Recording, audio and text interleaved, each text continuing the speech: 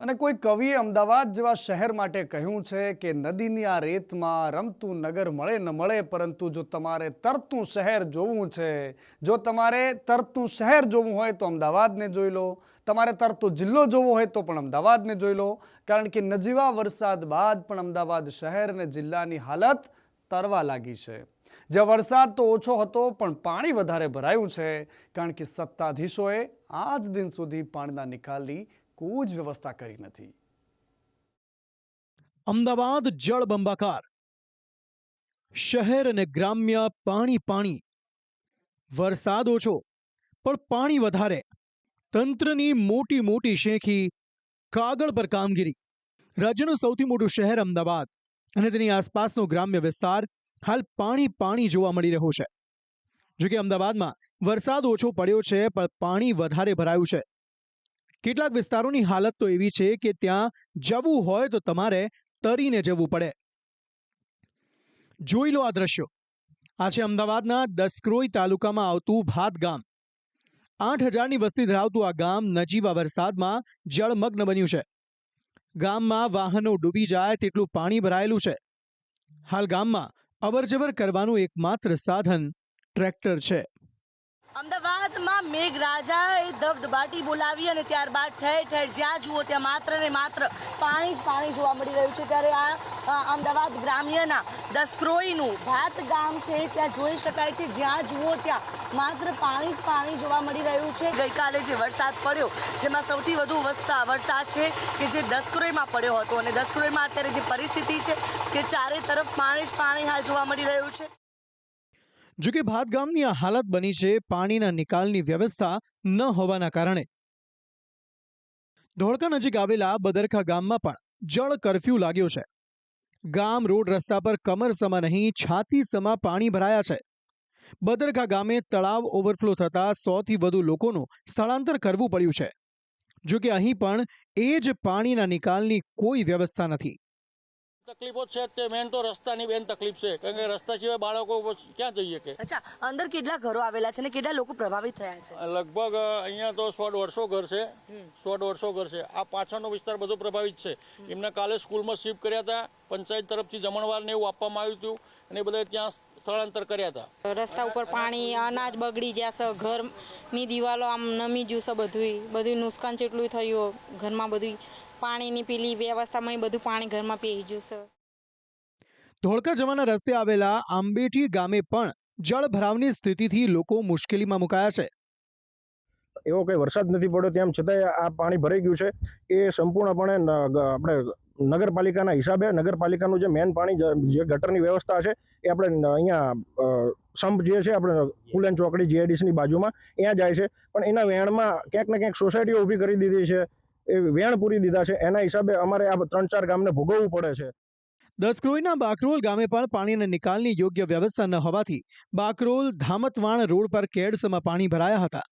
પાણીનો જમાવડો એટલો હતો કે વાહનો બંધ પડી જતા હતા।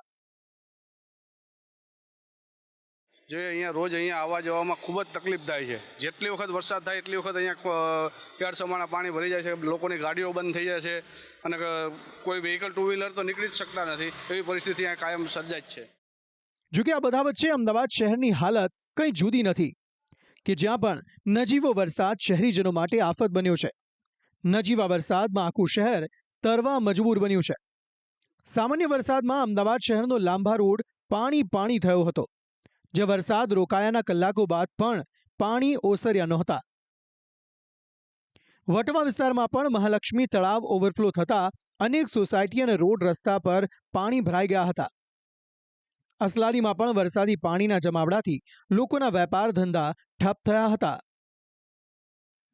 અમદાવાદનો ઓઢો વિસ્તાર પણ હંમેશાની જેમ નજીવા વરસાદમાં સ્વિમિંગ પુલ બન્યો હતો।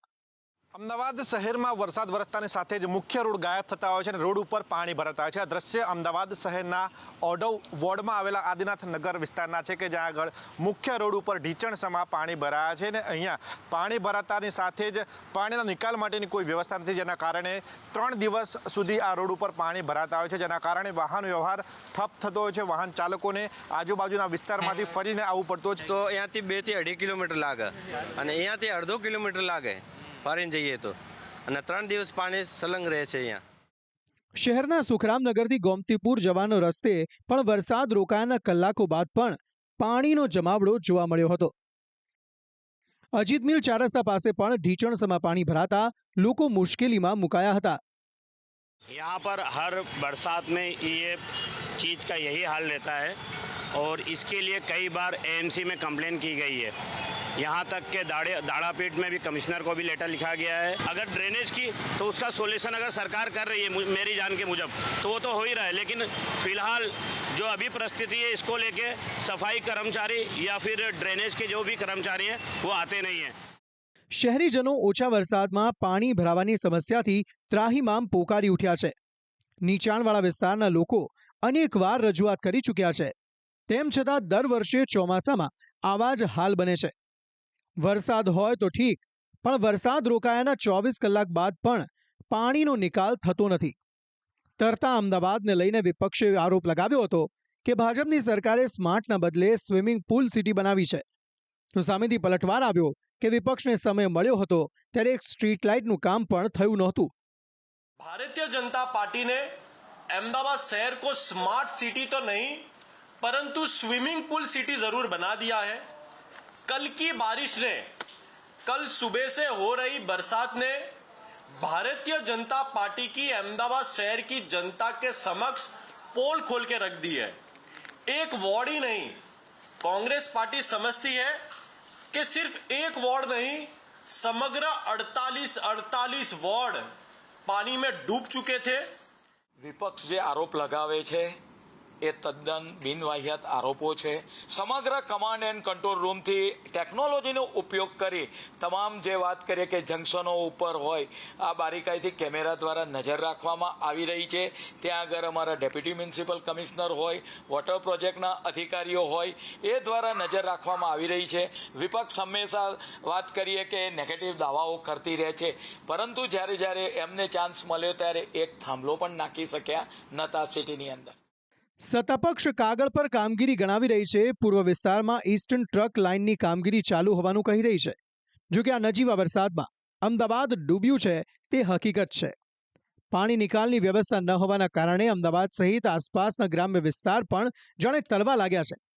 જો કે વહેલી તકે આ સમસ્યા નહીં ઉકેલાય તો એક દિવસ ભારે વરસાદ અમદાવાદીઓને ડૂબાડીને મારશે. બ્યુરો રિપોર્ટ, સંદેશ ન્યૂઝ.